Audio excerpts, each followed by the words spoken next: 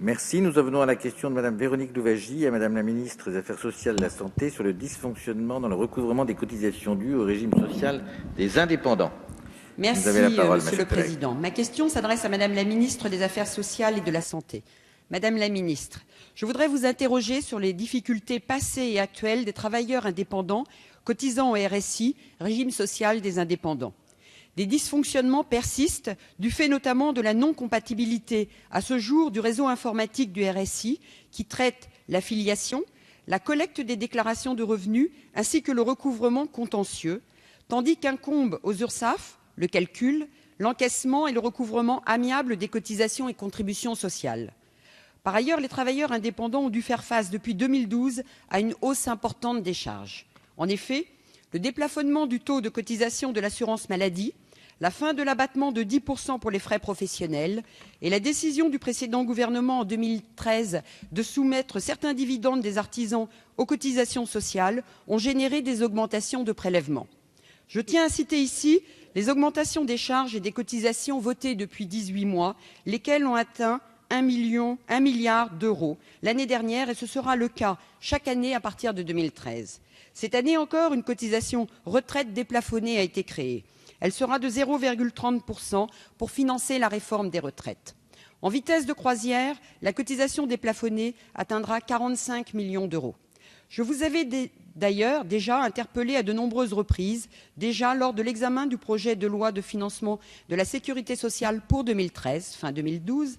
Je suis de nouveau intervenue le 24 octobre dernier lors de l'examen du projet de loi de finances de sécurité sociale 2014 et plus particulièrement sur l'article 22 qui traite de ce que l'on pourrait nommer la simplification du mode de calcul du RSI.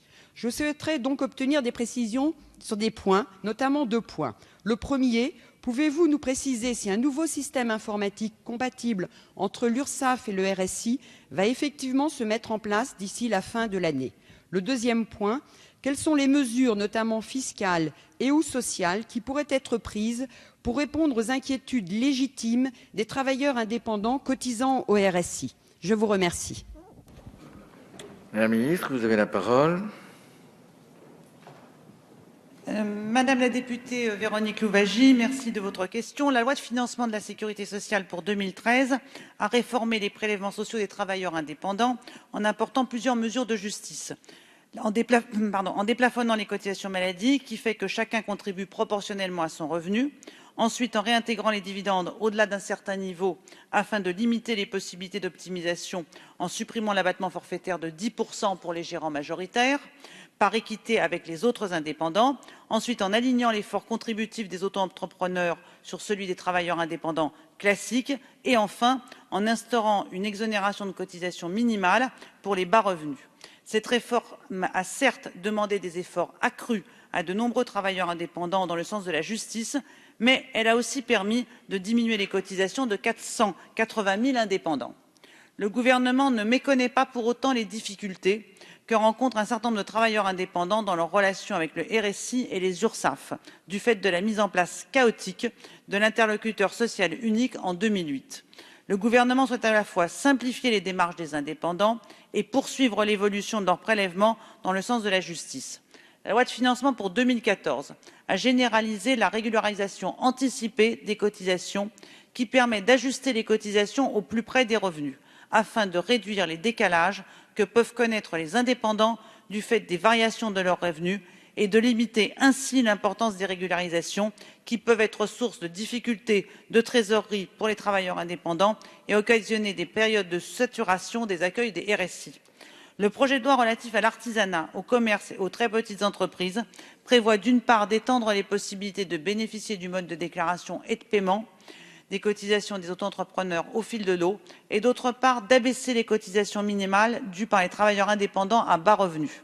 Au-delà, dans le cadre du pacte de responsabilité et de solidarité, le Premier ministre a annoncé que la cotisation familiale des travailleurs indépendants dont les revenus sont inférieurs à 3 SMIC serait diminuée de 3 points. Merci. En réponse, peut-être, Madame Louwagie. Merci, Monsieur le Président. Merci, Madame la Ministre, pour ces précisions. J'ai bien entendu vos propos, mesures de justice. Pour ma part, je regrette qu'il ait été retenu de prendre en compte, dans le calcul des cotisations sociales, les revenus du capital qui ont été assimilés à des revenus du travail. C'est quelque chose que je regrette profondément parce que c'est une modification importante de notre système de protection sociale. J'ai bien entendu vos propos, système chaotique et une volonté de simplification. J'ose espérer que vous soyez entendu parce que véritablement c'est un gros souci actuellement pour nos artisans, nos commerçants et nos industriels. Donc j'ose espérer que vos mesures puissent être prises en compte.